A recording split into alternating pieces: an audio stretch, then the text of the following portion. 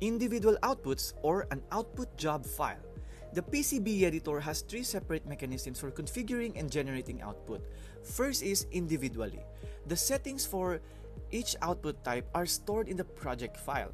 You selectively generate that output when required using the commands in the fabrication outputs, assembly outputs, and export submenus, which is accessed from the file menu, and the reports menu.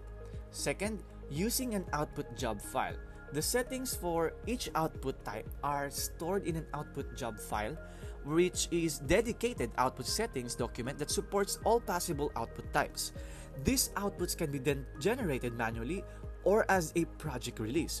Third, in the design release process, output documentation that is set in all output job files of the project can be generated as a part of the integrated project release process with the ability to validate the design.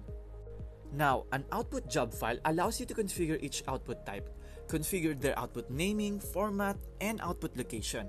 Output job files can also be copied from one project to another.